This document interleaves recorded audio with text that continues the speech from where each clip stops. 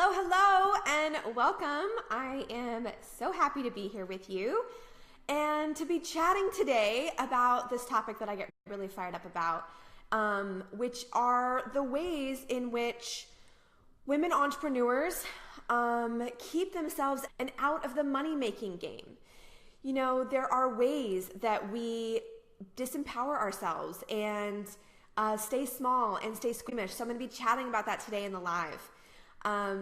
So before we get started, I just want to share, if you are seeing this video and you're not already liking my business page, be sure to like it now, because that way you'll get notified. I'm doing these videos quite often, and I want you to get all the free content. So make sure you like my page. And then I also just want to know, who are you? Where are you watching this from? Are you watching a replay? And so if you are watching the replay, share with me who you are, what you do, and where you are watching from. I go back and I check all the comments. And right now I am coming to you live from my home in Los Angeles. It is pouring down rain, may be a little bit of an exaggeration, but it is raining and it is cold, and I've got my tea here. I've been a little under the weather this week, so I've been a little quiet online, but I'm excited to chat with you today about the ways in which I see us women entrepreneurs. I've been there, I've done this, it's still a process for me. So in no way am I pointing the finger when I talk about this, but I'm really sharing this content with the intention of, when we have the awareness, when we have the realization of, oh, like that's how I'm showing up, like that's a possibility that's holding me back, and you know, and not allowing me to shine and share and do the work that I'm meant to do in the world. Oftentimes just the awareness and just the aha moment and the realization can help shift that. So we are diving in. So the first way that I see women hold themselves back and, you know, keep themselves from really getting into the money-making game is when we do not allow ourselves to get clear on our dreams and our desires. Now, sometimes when I say this, people don't quite get it. Like I often well, I'll say it, and you know, a woman or like a group that I'm teaching will kind of be like, well, I don't really get why that's that important. And here's the thing, is that I believe that we are soul beings having a human experience. So as humans, we are meant to desire. We are meant to long. We are meant to, you know, Walt Disney says, if you dream it, you can have it. And that's so powerful, because yes, I am a huge fan of being grateful for everything that we already have. And as souls, we are meant to continue to expand and to grow. And in order to do that, we have to know in what direction we're going. Because here's the thing, is that it gets to be so easy to just get caught up in the day-to-day, right? Can anyone relate to that? Can anyone relate to, you know, just kind of putting your head down? We've all got busy lives. We've got a big, long to-do list. Whether you're in a 9-to-5 job, or you're a mom, or whatever your story is, it can get so easy to like put the blinders on and get in the rat race of the day-to-day. From my experience, like that is the quickest way to kill our souls. And that may sound dramatic, but it's like we start dying inside when we don't allow ourselves to dream, when we don't allow ourselves to desire, when we don't allow ourselves the time and the space to get clear on what our life and what our purpose is meant to be, and how we are supposed to, you know, shine in the world, and how we are supposed to show up. And so I get so fired up about this topic, because like when we get clear on what our desires are, spirit starts meeting us at the point of clarity and at the point of action. So you may be sitting here and saying, well, I don't know what my dreams are. I don't know the direction I'm supposed to go. And that's okay. But my sense, what I do know is that you know one dream, or you know one desire. And even if it's, I want to take my next vacation, or, you know, I want to go out and make X amount of money, or I want to move into a more beautiful apartment or home, or I so desire to attract my partner, right? It's like we all have dreams and desires. And I think that oftentimes we can get afraid of not getting them. And it's almost like saying these things out loud or speaking the truth, our own truth. It's like, well, if we say it, then are we going to fail? Is it not going to happen? And so my challenge for you today is to create this space. I can't even see who's coming on here. So if you're on here, please say hello, say who you are. I can't see the names of who's jumping on live. And say where you're coming in live from. When we allow ourselves the space to get clear on our dreams and our desires, what happens is that on like a universal level, the universe starts organizing itself. It starts organizing people, places, opportunities in order for those dreams and desires to start manifesting. And all we have to do is get clear on what it is and then to be willing to have the courage to say yes when they show up, or when an opportunity comes, or when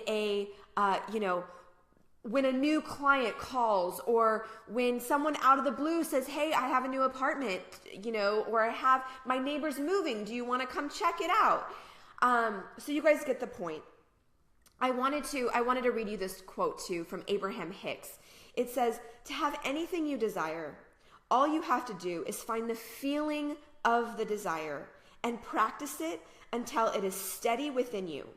Then it must reveal itself to you in its own time.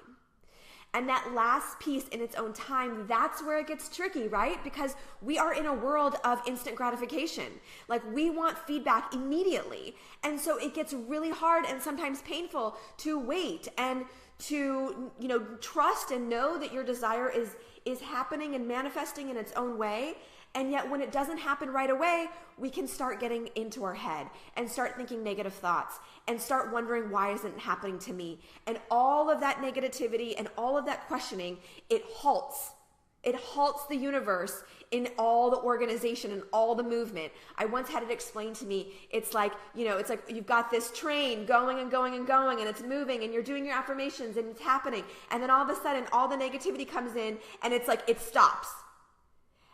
And we all know the energy and the resources it takes to get a train moving again. Okay, so the second way that I see women entrepreneurs get stuck in their own stuff and ultimately keep themselves out of the money-making game is by giving their power away and by asking everybody for their opinion. And this is something that I did for, I think, over a decade. Like my entire 20s and well into my 30s, I wanted everyone's opinion on what I was doing, on how I was doing it, on what they thought was best for me. And it didn't matter if they had success in that area, or if they had any kind of backing, if you will, on what I wanted their opinion on. I just wanted people to like me, to approve of me, and to say that I was, to be a cheerleader for me. And look, we all need support. We all need cheerleaders. We all need a community of people that are rooting us on. And what I see women entrepreneurs get themselves into is a situation where we're asking the wrong people, and if any of my family watches this, I love you. And so many of times we go to our family, we go to people that have known us forever. They know our old stories. They know our old past. I see this a lot with my clients. They'll say, oh, well, my mom said I should do this with my business, or, my sister thinks I should do this. And I'm like, great. I'm just curious. Does your mom or your sister have any experience in this area, or any, for lack of better words, leg to stand on in giving you that advice? So it's like, be clear who you're going to and who you're getting advice from and who you're brainstorming with, if you will. Because it matters. It matters what other people think, what other people say. It gets into our bodies and it gets into our cells, and it's hard to get those thoughts, out once they're in. And if you're vulnerable, if you're wonky in any way on a belief, it's like typically we'll get that reflected back to us. Does that make sense? So if you're thinking like, do I have what it takes to do this? Like, I'm thinking about starting a new business, or I'm thinking about really going for it and starting a new marketing campaign and like, really going out there and sharing myself. And then you tell just a random person or a friend or your mom or your dad, whoever it is, and they're like, are you sure you know what you're doing when it comes to that? And it's like any of the little areas, that like can get in and trigger will. So be protective of your dreams and your desires. Be smart about who you share those with. It seems like always a good trigger is our partners too. I feel so blessed that my partner is so supportive, and he always says that he's my number one fan. And even still, I'll share with him things and he'll be like, I don't think, like, I don't like that. And I'm like, no, so, it's like, be congruent inside of yourself before you start telling other people, and only share those dreams and desires with people are going to wholeheartedly support them, who are going to be able to, be your cheerleaders. If you're not already a member of the Elevate community with my Facebook group, it's just one of many areas and many ways we are, to get involved and to get around other like-minded women. We are so blessed in today's world that there is literally there is a movement happening. There is a rumbling happening, whether it's on social media or Facebook groups, or, I am blessed in Los Angeles to have so many women groups that are gathering and supporting one another in this way.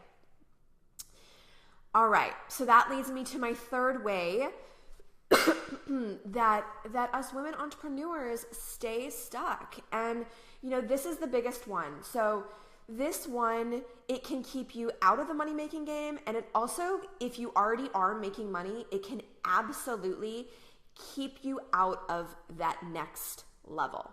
Gary Hendricks in The Big Leap, I love that book. If you haven't read it, I highly recommend it. Talks a lot about, ways in which we upper limit ourselves, and where we hit our own levels of breakthrough. And I'm 100% in this with you, right? Like, I think we're in it until we're no longer here on the planet. So as long as you're in human form, we are going to hit our own blocks. We're going to hit our own limits. And I will tell you from experience, doing this work for the last 15 plus years, it gets easier. The breakthroughs are less challenging often. It doesn't make the emotional pain or the challenge feels any less, but like they move through quicker, etc. So the third way that we keep ourselves out of the money-making game is by staying in our old stories and excuses. And this is rampant amongst women. And so here's the deal, is that your current makeup, your current environment, I've said this once, I'm going to say it again, your current environment and makeup and your relationships, etc., is a makeup of all of the thoughts and the beliefs that you have had up until this point in your life, right? So it's like we're going along and we're picking up things here and we're thinking things here and we're believing things here, and from our parents and our friends and our environment and like marketing and like you name it, right? And that is your current reality. So in order to change the future, you have to change the current thoughts and beliefs that you are thinking right here and now.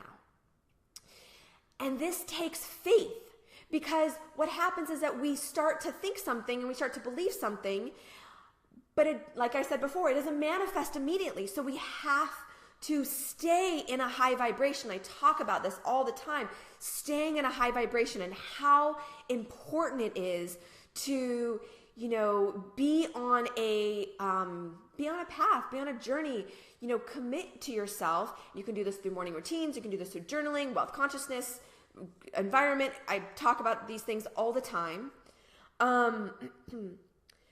But in order to change the future, you've got to change what you're doing now. And you also have to be willing to get out of your own way and let go of the stories and whatever's been locking you in to your current stories and beliefs from the past. So a few of the ways that I see this show up. So everyone has their story.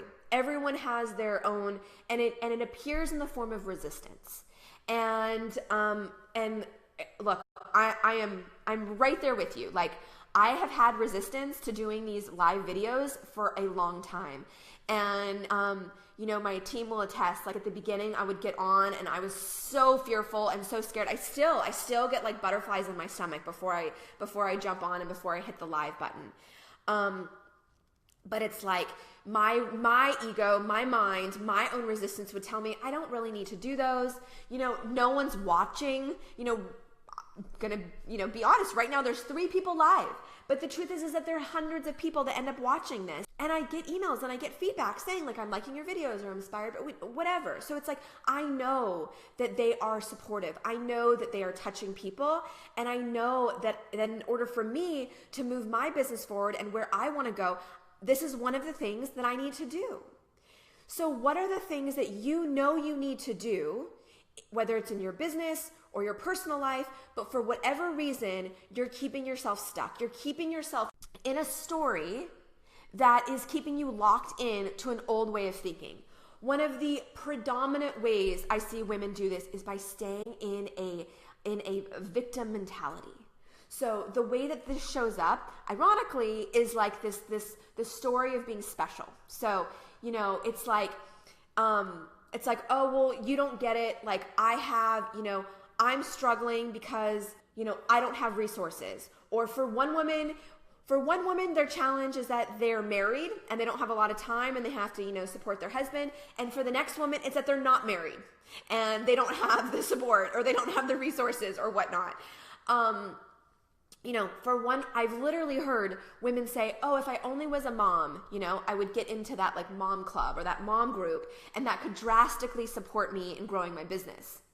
And then literally the next woman next to them will say, oh yeah, well, I'm a mom and I don't have any time. And, that's like, I'm a mom. I can't move my business forward and I can't grow or I can't achieve or I can't, progress because I don't have enough time, X, Y, Z. Is this making sense to you guys? Like, are you hearing, like, we all get so stuck in our stories and the reasons behind why we can't go out and do X, Y, Z. And I'm just trying to think of like other, like, I feel like I see them all. I'm too old. I've passed my prime. And then the next person's like, I'm too young. I actually had that story for a long time, being in the real estate world and commercial real estate in Los Angeles. It was like a full-on good old boys club. And here I was, 5'2", blonde, and 22 years old. I was a total pipsqueak. And I would tell myself over and over, like, I can't do it because I'm not like them. I'm not, like, I'm not a man. I'm little. Like, and finally one day I said, you know what? I could actually use this to my advantage. And not in a way of like, being, using my looks or anything like, but I was like, you know what? If I actually know what I'm talking about and I'm smart and I can deliver my message, these men actually would prefer to work with a woman instead of a man. And my voice sounds different on the phone from getting 100 calls from a man and then they get 2 calls from a woman. So it's like, it's just a shift in perspective. Like, that's all it takes a lot of the time to just start shifting the way we look at things. And in order to shift our perspective, we have to be available for creativity to come in, for flow to come in, for source to meet us. And in order to that, we have to allow ourselves the time and the space to turn off that mind, to turn off the rampant story of like, I can't because. I think the most prevalent one that I see amongst women entrepreneurs is I don't have the time. Whenever I'm introducing new marketing techniques or, new ways of doing it's either I'm not tech savvy and I don't know how to, I don't know how to do these things, or it takes too much time. And my response is, how can you not find the time? How can you not find the time if you're telling me that your goal is X, Y, or Z, right? And like whether it's making more money or getting more clients or making a bigger impact or growing your community, you have to take action. You have to. And I'm a big fan of taking inspired action, right? Like allowing yourself the space to get quiet, to hear what is the next step. And if you hear a next step and there's fear in it, and there's like a little like, ooh, that feels scary and out of the box, like that is the surest sign to go towards it with your hair on fire. It's like, that is like a hell yes, you need to do that. We are asked to grow. We are asked to get out of our comfort zone. I think that's it for today. I so appreciate you being on.